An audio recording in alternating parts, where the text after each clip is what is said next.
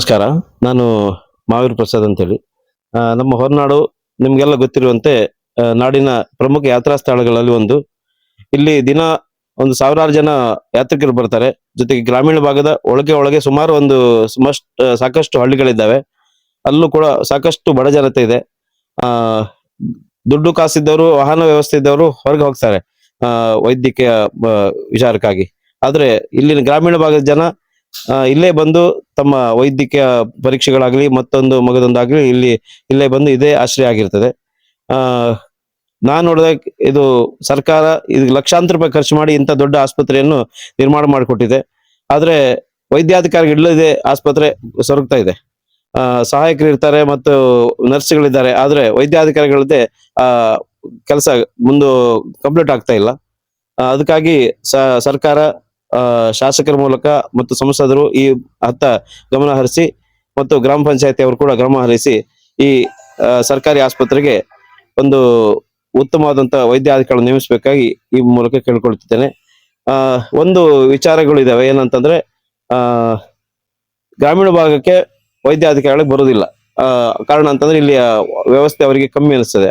ಅಂತ ಸಂದರ್ಭದಲ್ಲಿ ಸರ್ಕಾರವೇ ಅವರಿಗಾಗಿ ಒಂದು ವಸತಿ ವ್ಯವಸ್ಥೆಯೋ ಅಥವಾ ವಿಶೇಷ ಅನುದಾನವನ್ನು ಕೊಟ್ಟು ಯಾವ ವೈದ್ಯಾಧಿಕಾರಿಗಳಿಗೆ ವಿಶೇಷವಾದ ಅನುದಾನ ಮತ್ತೆ ಕಂಪಲ್ಸರಿ ಆಗಿ ವೈದ್ಯಾಧಿಕಾರಿಗಳು ಗ್ರಾಮೀಣ ಭಾಗದಲ್ಲಿ ಇಷ್ಟು ದಿನ ಸೇವೆ ಮಾಡಲೇಬೇಕಂತ ಹೇಳಿ ಒಂದು ನಿಯಮವನ್ನು ಆರೋಗ್ಯ ಇಲಾಖೆ ಮಾಡೋದ್ರಲ್ಲಿ ಖಂಡಿತ ಈ ಜಾಗಕ್ಕೆ, ಈ ಗ್ರಾಮೀಣ ಭಾಗಕ್ಕೆ ಆರೋಗ್ಯ ಖಂಡಿತ ಸಮಸ್ಯೆ ಆಗುದಿಲ್ಲ ಅಂತ ಹೇಳಿ ಈ ಮೂಲಕ ಹೇಳ್ತಿದ್ದೇನೆ. ಈಗ ಇಲ್ಲಿಂದ ಕಳಸ, ನಮ್ಗೆ ಈಗ ಹೊರನಾಡು ಬಿಟ್ರೆ ಕಳಸಕ್ಕೆ ಹೋಗ್ಬೇಕು ಹೆಚ್ಚಿನ ಚಿಕಿತ್ಸೆಗೆ. ಕಳಸದಲ್ಲೂ ಡಾಕ್ಟರ್ಗಳೇ ಇಲ್ಲಿದ್ದ ಸಂದರ್ಭದಲ್ಲಿ ಕರ್ಕೊಂಡು ಹೋಗ್ಬೇಕು. ನೋಡಿ, ನಮ್ಗೆ ಗೊತ್ತಿದ್ದಾಗೆ ಈಗ ಇಲ್ಲಿ ಕೆಲವು ಸರಿ ಬಂದಾಗ ವೈದ್ಯಾಧಿಕಾರಿ ಇಲ್ಲ ಅಂತ ಹೇಳಿ ನಮ್ಗೆ ಗೊತ್ತಿರೋ ವಿಚಾರವೇ. ಅಂತ ಸಂದರ್ಭದಲ್ಲಿ ಕೆಲವರು ಇಲ್ಲಿ ಬರೋದೇ ಇಲ್ಲ, ಸೀದಾ ಕಳಸಕ್ಕೆ ಹೋಗ್ತಾರೆ. ಕಳಸದಿಂದ ಮುಂದೆ ಚಿಕ್ಕಮಗಳೂರು, ಶಿವಮೊಗ್ಗ, ಮಂಗಳೂರು, ಮಣಿಪಾಲ ಹಿಂಗೆಲ್ಲ ಹೋಗ್ತಾರೆ. ಕಮ್ಮಿ ಅಂತಂದ್ರೆ 100ರಿಂದ 150, 200 ತನಕ ಕಿಲೋಮೀಟರ್ ಇದೆ. ಅಷ್ಟು ತನಕ ಜರ್ನಿ ಮಾಡೋದ್ರಲ್ಲಿ ಕೆಲವು ಜನ ತನ್ನ ಜೀವನ ಕಳ್ಕೊಂಡು ಎಷ್ಟೋ ಜನ ಇದೆ. ಮತ್ತೆ ಎಮರ್ಜೆನ್ಸಿ ಕೇಸ್ಗಳು ಇರ್ತವೆ. ಅಂತ ಸಂದರ್ಭದಲ್ಲಿ ಅವು ಖಂಡಿತ ಅಲ್ಲಿಗೆ ಅವರಿಗೆ ಆರೋಗ್ಯ ಸಿಗುವುದಿಲ್ಲ. ವಾಪಸ್ಸು ಪಾಪ ಮೃತದೇಹನೇ ವಾಪಸ್ ತಂದಂತ ಎಷ್ಟೋ ಘಟನೆ ಇದೆ. ಇದ್ರ ಬಗ್ಗೆ ನೀವು ಅಧಿಕಾರಿಗಳಿಗೆಲ್ಲ ಗಮನಕ್ಕೆ ತಂದಿದ್ರ ಸರ್? ಅಧಿಕಾರಿಗಳ ಗಮನ ಅಂದ್ರೆ ಎಲ್ಲ ಗ್ರಾಮ ಪಂಚಾಯತ್ ಅವರು ಮತ್ತೆ ಊರವರೆಲ್ಲ ಹಲವಾರು ಬಾರಿ ಇದ್ರ ಬಗ್ಗೆ, ಮತ್ತೆ ನಮ್ಮ ಊರಿನ ಸಮಾಜದ ನಾಯಕರು ಎಲ್ಲ ಇದ್ರ ಬಗ್ಗೆ ಇದು ಮಾಡಿದ್ರು. ಆದ್ರೂ ಸರ್ಕಾರ ಇದ್ರ ಹತ್ರ ಗಮನ ಹರಿಸಿದ್ರು ಕೂಡ ಮೈನ್ ಆಗಿ ತಾಪತ್ರೆ ಆಗುದು. ವೈದ್ಯ ಬರ್ತಾರೆ, ಡೆಪ್ಯುಟೇಷನ್ ಆಗಿ ಬರ್ತಾರೆ, 4 ದಿವಸ ಕೆಲಸ ಮಾಡ್ತಾರೆ, ಮತ್ತೆ ಅವ್ರ ದಾರಿ ಹಿಡಿತಾರೆ. ಮೈನ್ ಆಗಿ ಕಾಯಂ ಡಾಕ್ಟರ್ಗಳು ಇರುವುದೇ ಇಲ್ಲ. ಇಲ್ಲಿ ದೊಡ್ಡ ಸಮಸ್ಯೆ ಇದೆ. ನನ್ನ ಹೆಸರು ಮಹಾವೀರ್ ಪ್ರಸಾದ್ ಅಂತ ಹೇಳಿ. ಈ ಹೊರನಾಡು ಗ್ರಾಮದಲ್ಲಿ ಒಂದು ಹಾಸ್ಪಿಟಲ್ ಕಟ್ಟಿದ್ದಾರೆ, ಆದ್ರೆ ಇಲ್ಲಿ ಒಂದು ಡಾಕ್ಟರ್ ಇಲ್ಲ. ಈ ಹಳ್ಳಿಗೊಂದು ಡಾಕ್ಟರ್ ಇಂಪಾರ್ಟೆಂಟ್ ಬೇಕು. ಯಾಕಂತ ಹೇಳಿದ್ರೆ ಕಿಲೋಮೀಟರ್ ಗಟ್ಲಿಂದೆಲ್ಲ ನಡ್ಕೊಂಡ್ ಬರ್ಬೇಕು, ಮತ್ತೆ ನಡ್ಕೊಂಡ್ ಬಂದು ಈ ಹಾಸ್ಪಿಟ್ಲಿಗೆ ಬರ್ಬೇಕಾಗತ್ತೆ. ಇಲ್ಲ ಅಂದ್ರೆ ಕಳಸ ಹೋಗ್ಬೇಕು. ಇಲ್ಲಿ ಏನಾಗಿದೆ ಅಂತ ಹೇಳಿದ್ರೆ ಒಂದು ಡಾಕ್ಟರ್ ಇಲ್ಲ. ಒಂದು ಪ್ರೆಗ್ನೆನ್ಸಿ ಟೆಸ್ಟ್ ಆಗ್ಬೇಕಂದ್ರೆ ಒಬ್ಬ ಟೆಕ್ನಿಷಿಯನ್ ಇಲ್ಲ. ಇಲ್ಲ ಅಂದ್ರೆ ಕಳಸ ಹೋಗ್ಬೇಕು. ಕಳಸದಲ್ಲಿ ಒಂದೊಂದು ಟೈಮು ಡಾಕ್ಟರ್ ಇರಲ್ಲ. ಅದು ಬಿಟ್ರೆ ಮಂಗಳೂರು ಹೋಗ್ಬೇಕು, 130 ಕಿಲೋಮೀಟರ್ ಆಗತ್ತೆ. ಇಲ್ಲ ಚಿಕ್ಕಮಗಳೂರು ಹೋಗ್ಬೇಕು.